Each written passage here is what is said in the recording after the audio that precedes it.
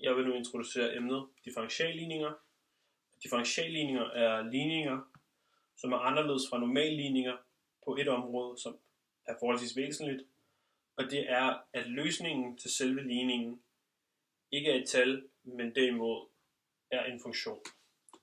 En differentialligning kunne se ud som følgende: y mærke er lige med y minus c. Vi leder altså efter det y, den funktion, som differentieret giver sig selv minus c. Så differentialligninger beskriver altså, hvordan den differentierede funktion er afhængig af den oprindelige funktion. Det er et krav til differentialligninger.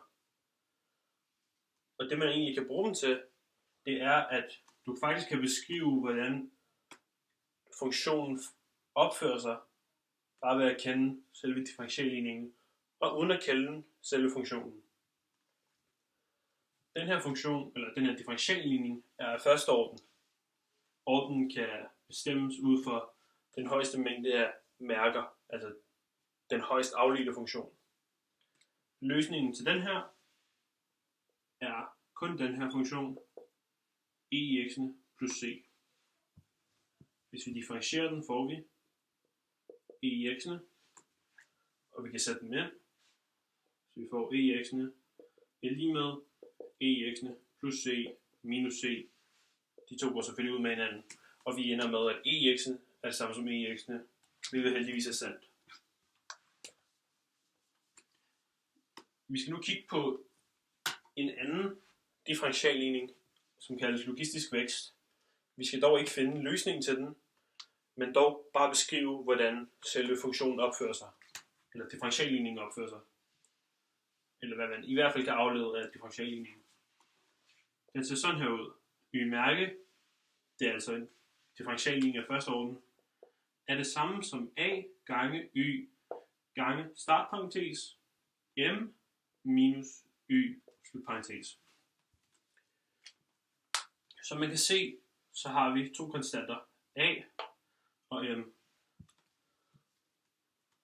Og den her funktion, eller den her højre side, beskriver, hvordan væksten for den oprindelige funktion opfører sig.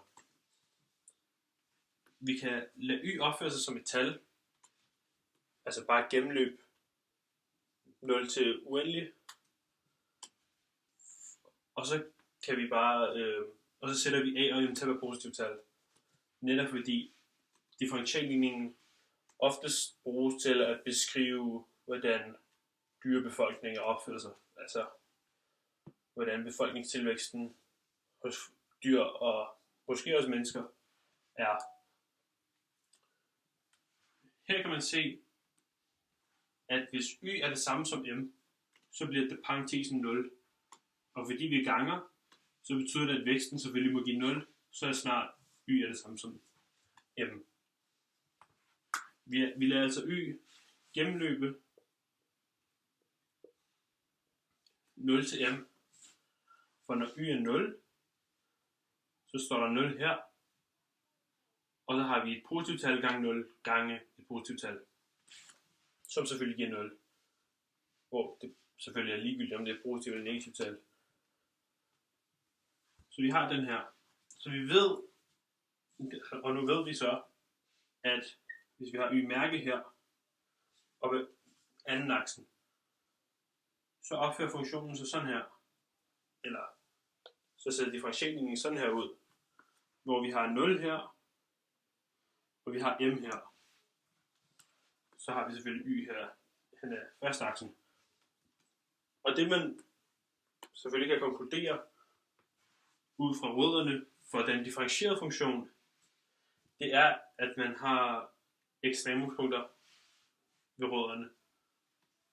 Vi ved altså, hvis vi nu tegner et nyt koordinatsystem, hvor vi bare har den normale, vores y og x, så når y er 0, altså når vi er ved x-aksen, så er der ingen vækst. Men imellem 0 og m, hvor vi siger, at m er følgende streg, så har vi, at vi når et toppunkt, vi når en maksimal vækst, ind i midten mellem 0 og m, men vi igen har et toppunkt her. Så vi ved, at funktionen ser på en eller anden måde sådan her ud. Vi har altså en asymptote ved y lige med 0, og ved y er lige med m. Yes.